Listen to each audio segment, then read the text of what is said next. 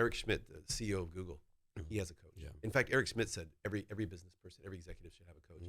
But a lot of people are resistant to it. And I think it's good to have an extra set of eyes that can kind of look at you and say, you might want to think about. Yes, this is my pushback on that, right?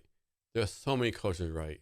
Like, how do you pick the coach right for you, right? There's like so many coaches like do this, do that. Like, how do you know to pick the coach for you, right? And they're not wasting money, That's the challenge. And a lot of times people will pick the coach that they have the similar personality, but that's not necessarily what you want because they're just going to tell you what you want to hear.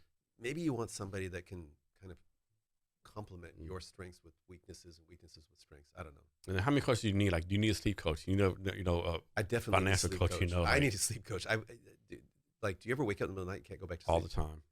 So what is that, man? Like, I wake up at 2:00 and I'm like, okay, am I gonna stay awake or am I gonna go back to sleep? Am I gonna stay awake? And after a while, I either go back to sleep or it's an hour and a half later. Or the worst is like you're too tired to go to sleep, but not wide awake enough to do any work. Exactly. You're in that limbo, like, damn, this sucks. So now I've got a hard stop rule where if I'm awake for a half hour, I'm out of bed and I'm gonna go study. These days I'm studying Spanish.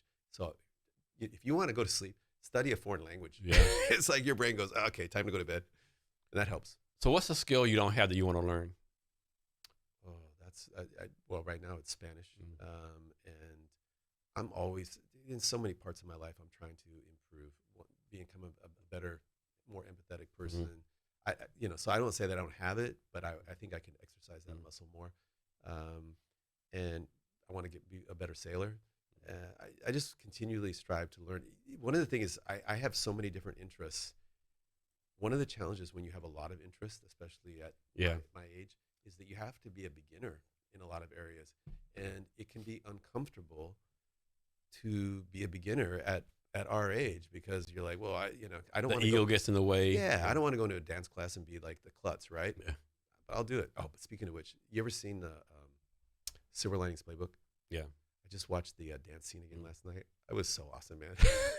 Do you remember? So they did the double parlay where the Eagles had to beat the Cowboys by, I forget what the point spread was, and then Jennifer Lawrence and Bradley Cooper, their characters had to score a 5.0 in the dance competition, where everybody else is going for 9s or 10s. All they had to do was 5, but they were complete amateurs, and it was like 4.8, 4.7, 4.9, 4.8, and the last one came in at 5.4.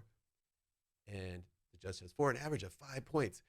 And they just went crazy. But everybody else watching them, because they're like 5 points, and they just couldn't understand why they're so excited. Right. No, I love that, man. And talking about beginners, right? So in Vietnam, I had a guy on the podcast, Zach Kress, right? He's a former U.S. Army officer.